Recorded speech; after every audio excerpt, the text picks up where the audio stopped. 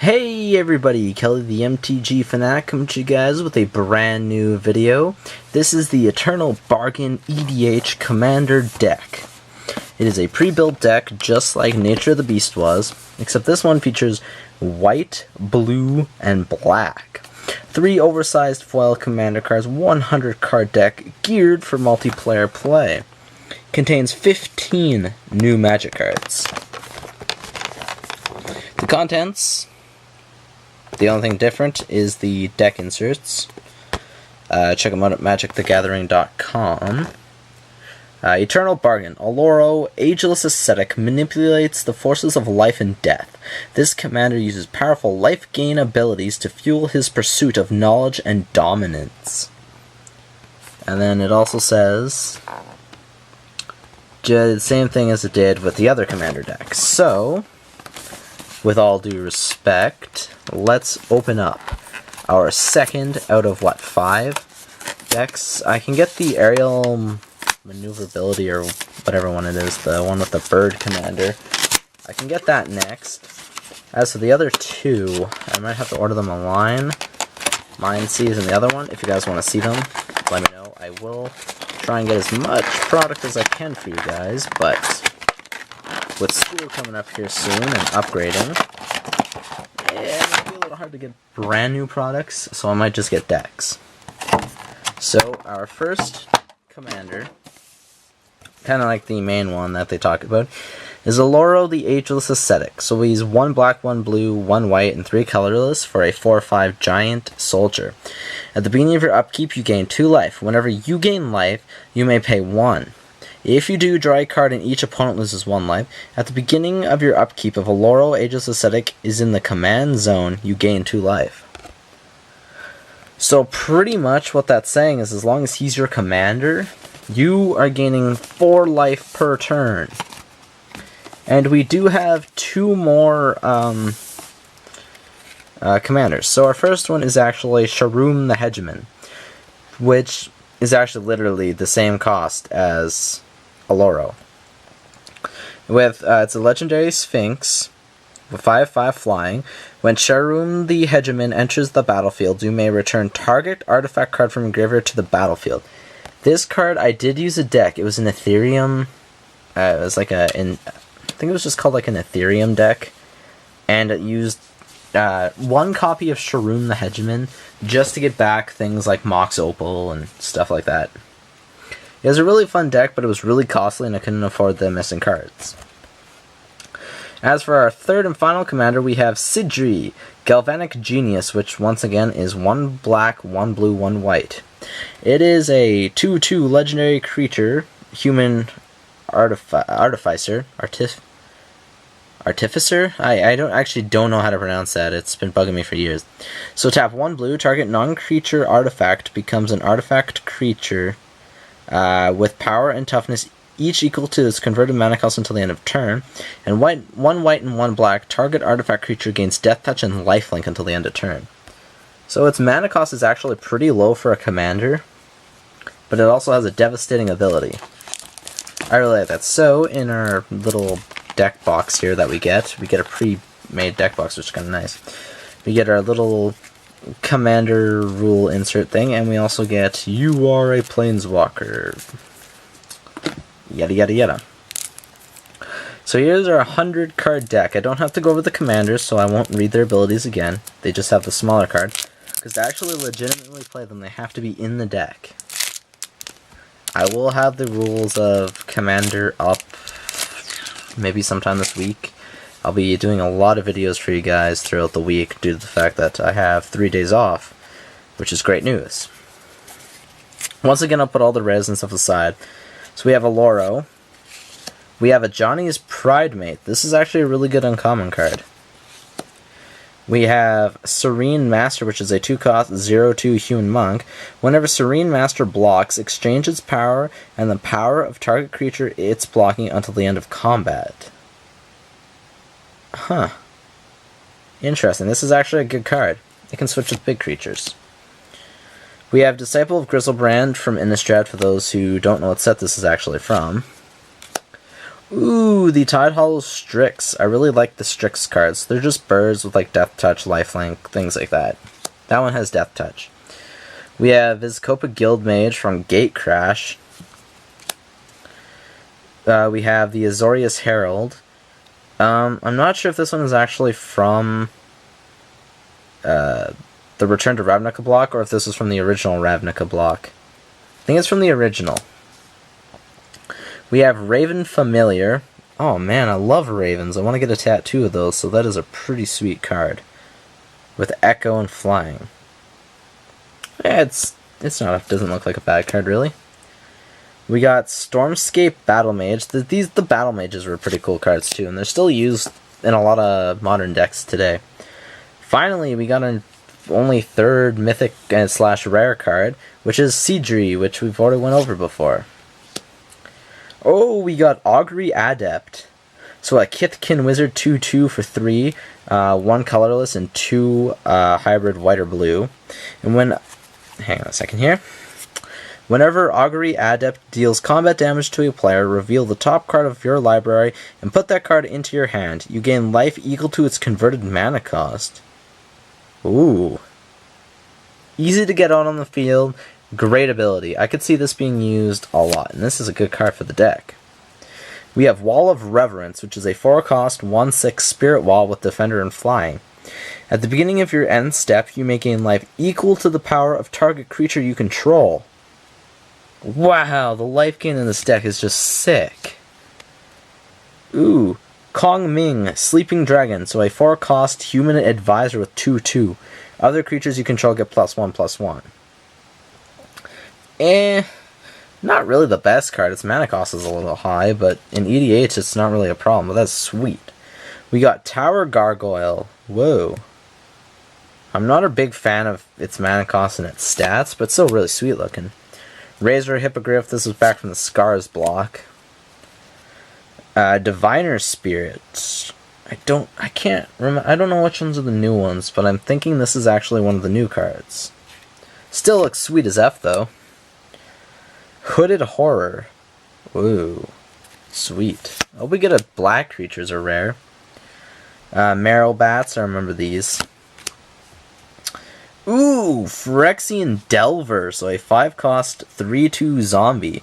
Whenever Phyrexian Delver enters the battlefield, return a target creature card from your graveyard to the battlefield. You lose life equal to that card's converted mana cost. I like this. I might actually build a modern deck around it, if he's modern. If he's Legacy, I'll build Legacy. That is such a sweet card. Ooh, we pulled the Divinity of Pride in this deck, so a 5-cost all-hybrid white or black mana for a Spirit Avatar 4/4 flying lifelink, and gets +4/+4 as long as you have 25 or more life. He's probably one of my more favorite of the avatars from the Lorwyn Shadowmoor block. So we got another rare, which is Sharding Sphinx, which is a 6-cost 4/4 Sphinx with flying, and whenever an artifact creature you control deals combat damage to a player, you may put a 1/1 blue Thopter artifact creature token with flying onto the battlefield. Yeah, it's not bad. It's, a typical high-cost Sphinx, though. Then we got Phyrexian Gargantua, pretty sweet-looking zombie guy. Sharoom the Hegemon again, we've already went over you. Ooh, Mirror Battlesphere. For 7, you get a 4/7 Mirror Construct. And when Mirror Battlesphere enters the battlefield, put 4 1/1 colorless Mirror Artifact creature tokens onto the battlefield.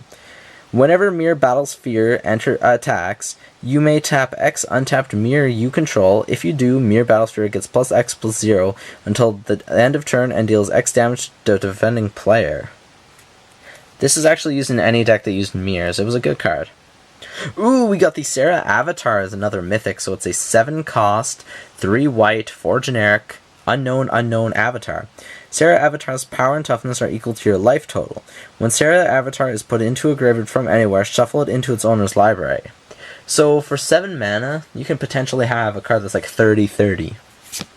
Pretty big bad card there. We got another one, Tidal Force, the 8-cost elemental with 3 blue, 5 generic, 7/7. At the beginning of each upkeep, you may tap or untap target permanent. This is good. Once again, you know, your typical good ability with a high mana cost creature. Next we have the Filigree Angel, which is a 8 cost, 1 blue, 2 white, 5 generic, 4/4 angel, and with flying. When Filigree Angel enters the battlefield, you gain 3 life for each artifact you control. One of the weaker rares in this set. Ooh, we got another mythic. We got Sphinx of the Steel Wind. 8 cost, 1 black, 1 blue, 1 white, 5 generic, 6/6 Sphinx, flying, first strike, vigilance, lifelink, protection from red and green. This card is just brute. Now we're out of the creature spells and onto all the other spells. We got Nihil Spellbomb, Soul Ring, which is in every deck, by the way, Sun Droplet, Swift Foot Boots, Thopter Foundry. We got a rare Crawl Space, which is a 3 cost artifact with no more than 2 creatures can attack you each combat. Ooh, us each combat. That locks down your opponent. Not bad. Obelisk of Esper, Pristine Talisman, another rare card known as Nevinrael's Disc, which is a 4 cost. Nevinrael's Disc enters the battlefield tapped, tap 1 and tap it. Destroy all artifacts, creatures, and enchantments. Giant bomb card. Pretty sweet. Another rare is Well of Lost Dreams, a 4 cost artifact. Whenever you gain life, you may pay X, where X is less than or equal to the amount of life you gained. If you do, draw X cards. Not bad, not bad. Some draw power for a big deck. Phyrexian Reclamation. Darksteel Mutation. This was also in the other deck that we got. Curse of the Forsaken. I think that was also in the other deck. Curse of Inertia, that's a different one. Curse of Shallow Graves. And ooh, yet again, another rare. Act of Authority, which is a 3 cost enchantment. When Act of Authority enters the battlefield, you may exile target artifact or enchantment. At the beginning of your upkeep, you may exile target artifact or enchantment. If you do, its controller gains control of Act of Authority. Interesting. That's a Yume ability, though. Then we got Cradle of Vitality, which is a 4 cost enchantment. Whenever you gain life, you may pay 1 colorless and 1 white. If you do, put a 1/1 counter on target creature for each 1 life you gained. Whew. That's a pretty decent card, actually. We got Greed, which is a 4 cost enchantment. Play 1 black. Pay 2 life, draw a card. Yep, that is definitely Greed. Sanguine Bond, a 5 cost enchantment. Whenever you gain life, target opponent loses that much life. I use this in a budget build for a black Bog Brew Witch deck from M14. This is actually one of the key cards. Then we have Limdul's Vault, Reckless Spite, Dromar's Charm. Ooh, another rare, Spinal Embrace. So it's a 6 cost, 1 black, 2 blue, 3 generic, instant. Cast Spinal Embrace only during combat. Untap target creature you don't control and gain control of it. It gains haste until the end of turn. At the beginning of your next end step, sacrifice it. If you do, or at the beginning of the next, sacrifice it. If you do, you gain life equal to its toughness. So unless your opponent destroys it, you gain life equal to its toughness, which gives you free life. And we got Survival Cache. Another rare, Toxic Deluge, which is a 3 cost sorcery. As an additional cost to cast Toxic Deluge, pay X life. All creatures get -X/-X until the end of turn. That's not bad. I like that card. Deep Analysis. Ooh, another one. Order of Succession, a 4 cost sorcery. Choose left or right. Starting with you and proceeding in the chosen direction, each player chooses a creature controlled by the next player in that direction. Each player gains control of the creature he or she chose. That's not bad at all. Brilliant Plan. Ooh, Tempt with Immortality, which is a 5 cost sorcery with Tempting Offer. Return a creature card from your graveyard to the battlefield. Each opponent may return a creature card from his or her graveyard to the battlefield. For each player who does, return a creature card from your graveyard to the battlefield. So if your opponents choose to play a creature, then you get a creature for each opponent. That was great. The Famine. Ooh, Death Grasp. I was hoping this was in this one. This is a great rare. So it's a sorcery for 1 black, 1 white X. Death Grasp deals X damage to target creature or player. You gain X life. The only problem with it is its sorcery speed, not instant. Now we're on to our lands. We have Arcane Sanctum, Azorius Chancery, Azorius Guildgate, Baron Moor, Command Tower, which is in every commander deck, by the way, Dimir Guildgate, Esper Panorama, Evolving Wilds, Jawara Isle Refuge, Lonely Sandbar, Opal Palace, which is in all of them, Orzhov Basilicia, or Basilio. That should actually have Guildgate next. Yep, I knew it. We got Rupture Spire. Ooh, a rare one, Springjack Pasture. Add 1 to your mana pool for and itself, put a 0/1 white goat creature token onto the battlefield. Or tap, sacrifice X goats, add X mana to any color to your mana pool, you gain X life. Ooh, using goats to sacrifice, not bad. Temple of the False God again. Transguild Promenade, and then just our basic lands. So that is our deck that we got. Here are all the rares that we managed to get out of this deck, which is probably about 1/5 of the deck, which is pretty nice. Like, look at all these. These are all the rares that we ended up pulling, rares, mythics that we got in this deck. So I hope you guys enjoyed this opening, and I hope you guys are looking forward to another opening soon. Talk to you guys all next time. Peace out.